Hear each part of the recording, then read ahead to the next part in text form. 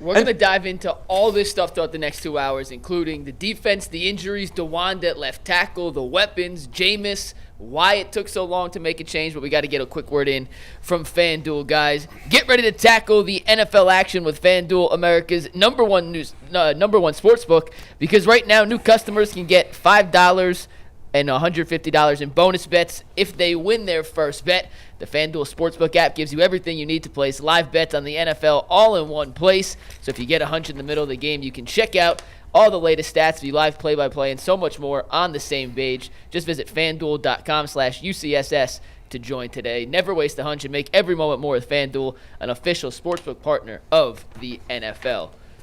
We talked about Jameis, but let's start with grading Jameis's debut as the Browns starting quarterback. He threw for 330+, 3 touchdowns, including a game-winning drive.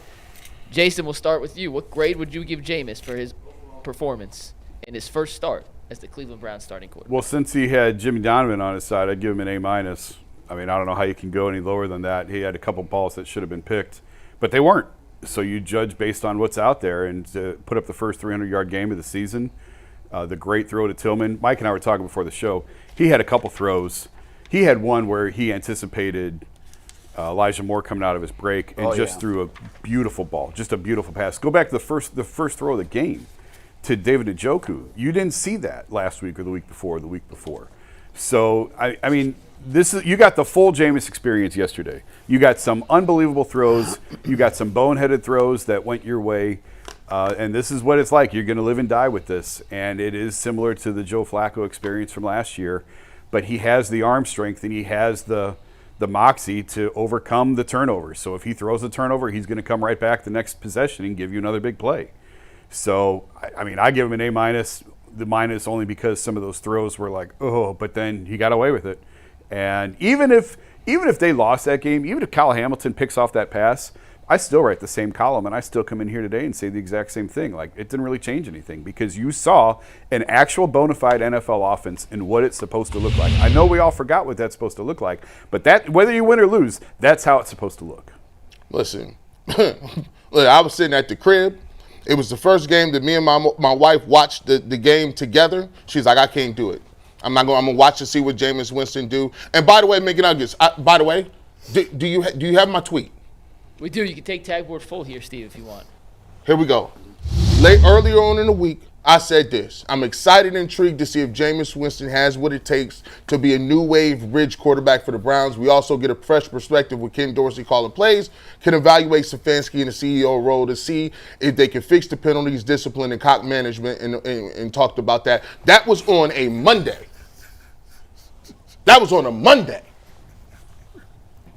We ready to go. What's going on? Don't worry about it. There was a pause in there. You missed it. No, it's fine. It's fine. Did I Bull and I being the third graders that were immediately eye contact. I could tell. I was going to let it go, but I have children on each side I of me. could tell. Once Jay looked at me, I couldn't stop. I was done.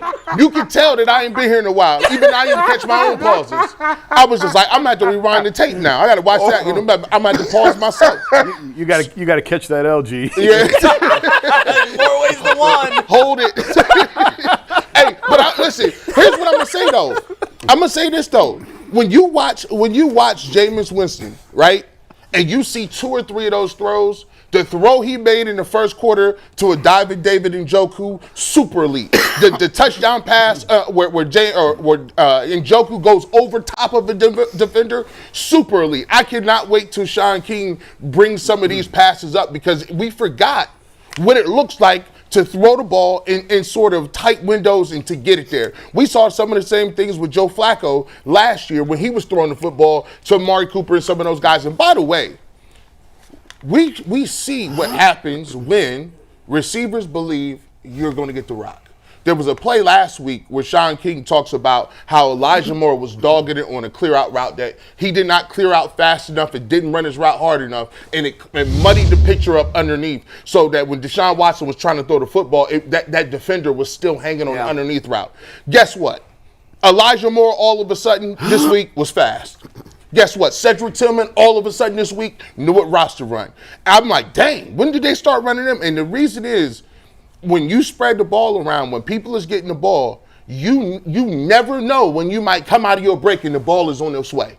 People, the ball has energy. The ball, when he's moving around and spreading around, Nick Chubb is now back into the fray. And the offensive line.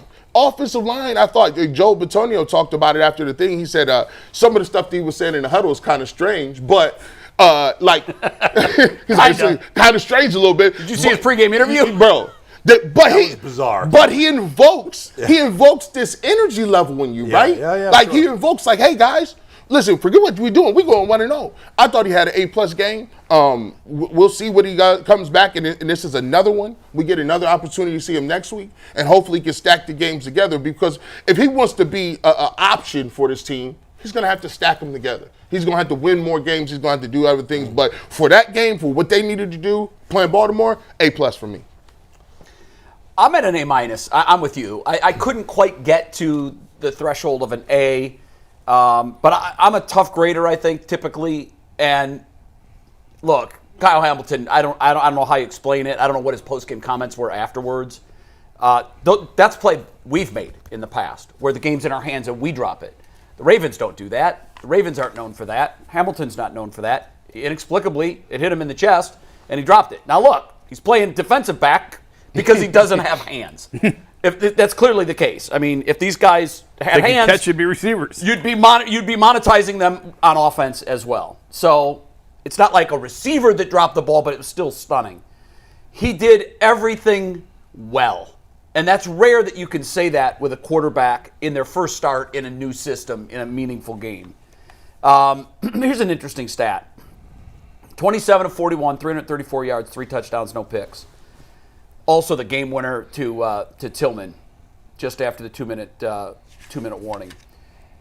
He joins Baker Mayfield, Trent Dilfer, Kelly Holcomb as the only Browns quarterback since 1990 to top 300 yards with 3 touchdowns and no picks. Jeez. That's incredible. Yeah. That's I don't know how many times Brady did that in a year. But for me, he was exactly what this team needed. Now, there is a slight concern, if I'm nitpicking, about what some of the guys talked about afterwards about, what was going on in the offensive huddle. His pregame interview was slightly off. I know that he's doing what he needs to do to motivate himself and get ready. But my hope is that he doesn't become a caricature of himself in that act. Just lead and play football. We don't need all the dramatic flair and that works sometimes. You got to pick your spots with that. If that's who you are all the time, I feel like that's just Jameis, though. I get it, but here's the problem with that. If you speak in monotone 95% of the time, and then you raise your voice, you get everybody's attention. Mm-hmm. If you scream, yell, and preach all the time, how do you raise it to the next level? How do you get them to go up a notch when you need them to go up a notch? I think the way he communicates, this is perfect. You look at Jim Schwartz; he's not too excited. Kevin Stefanski, not really excited. No, I'm okay if you're at one level all the time and it's the composed. What I'm saying is I don't know how that rah-rah works when you're always there and now all of a sudden it's 24-0. Hey, I think Jameis Winston is exactly what they needed because Deshaun Watson is the exact opposite of Jameis Winston. When you see Deshaun Watson and the way he communicates, it's not the same way. Yeah. It's very low key. It's very understated. He's not really vocal. What the Cleveland Browns need is that energy. And I agree with that, especially in that moment. Yeah. They needed him to walk across water and to put his hands out and say, "Follow me, children." I think your point is 7 weeks from now, is it still going to work? That's my question. And that's what I'm talking about. Like, that's why I said I'm looking forward. The biggest concern I have is I've seen it before we see it a lot with quarterbacks that come in the middle of a game. Mm-hmm. All of a sudden, they get struck by a bolt of lightning and the offense looks incredible. Mm-hmm. And sometimes that carries into the next week. And then all of a sudden, that new starting quarterback reverts back, and you're like, wait, where's the magic? What happened? So what I'm saying is it was exactly what they needed in this game at this time, but how does that play 3 or 4 weeks from now? How does that play 7 weeks from now? I don't know. Yeah, I get what you guys are saying. I'm giving Jameis an A+ as well, and here's why. Even though it really doesn't make sense because he could play even better than he did, certainly, and he played very well. But I'm grading it on a little bit of a sliding scale because of the particular situation. A number of things at play here. Number one, this team was playing, coming into this game, although they played a decent game, a decent game on defense last week. They played pretty well. But overall as a team, they've looked as bad as any team in football until this week. So the fact that he kind of led the way for that, he gets extra credit points for that. Sure. Number two, he hadn't started a game in over 2 years. No. I mean, guy's barely been on the field. Where's the rust? Zero rust? Same with Joe Flacco. We kept saying with Deshaun, well, now look, I know he's played 7 games, but before that he had a 2-year layoff. These guys come out and no rust. But Flacco hadn't been with a team. He was sitting on the couch. Right, but it hadn't been 2 years since he started a game. I don't know how long it had been. It had been a year and change. Still a long time, but yes. Long time. This is even longer. And yet, yes, there were a handful of throws that were really bad. Most quarterbacks will make a handful of throws. Decisions that are really bad. and physically they were bad. But overall his play was fantastic. His throwing with anticipation. You're going to throw picks when you throw with anticipation because sometimes the wide receiver's not on the same page with you. Sometimes the wide receiver, I saw this a couple of weeks ago when Joe Burrow got picked off. He was throwing with anticipation to Jamar Chase, and Jamar Chase got kind of blocked on the play, so he couldn't get to the spot, and it led to an interception. But good quarterbacks are not afraid of those situations, and it's not going to stop them from being aggressive and making big throws. And every time he made a bad throw, he almost every time followed it up with a good play. Yeah. Because there was no fear. He wasn't scared to throw a pick. He wasn't thinking about the criticism from the fans or the media or any of that stuff. In terms of his shtick and whatever, the pregame interview, okay. I was like, oh, that's weird. But you know what? Who cares? Yeah. I have a friend of mine, diehard Browns fan, who goes, you think the players buy that? Because he goes, Jameis comes off as a big-time phony to me. Meanwhile, we got Steve Becker, texting, I'd run through a wall for Jameis. So everybody looks at these things differently. I believe, and I don't know this for sure, Jason, you're with the players a little bit, I think the players kind of buy what Jameis is selling, and they kind of like it. Would it last for 5 years if he's crazy like this? I don't know. It's a half a season. The Browns had a half a season where they played pretty well with Greg Williams, who's a lunatic, and Freddie Kitchens, who turned out to be one of the worst head coaches ever. But for a half a season, we thought this guy was a genius as an offensive coordinator. We all did. As long as he keeps throwing the ball down the field, he can say whatever That's he wants. it. He can be silly and goofy and whatever he wants to do. But as soon as the problem with that is, as soon as his play starts to go down, now all of a sudden that stuff people. Well, sure. That's what they'll point to. Well, gosh, but he's Jay, crazy. To your point, if the Browns would have gotten their ass kicked yesterday, how many people would have been on Twitter saying, well, why the hell is Myles Garrett dressed up as the Terminator? Yeah. Yeah, you're But right. because they won, and he didn't even play well. Myles Garrett didn't do anything. He did not. He did not. But nobody talked about it because they won. I have a question for you that you're in the best position to answer because you watch every snap of their games. You've said a couple times this morning that, the Browns defense was already playing well. They played well against Cincinnati. Yeah. And I thought that too. Yeah. I thought if you could put a lid on that defense, on that offense, you're doing pretty well. I didn't watch the game, so I don't know how the points unfolded. Yeah. But after looking at what happened yesterday in Philadelphia, I immediately harkened back to our performance and I said, geez, were we good on defense or are they just suddenly inept on offense?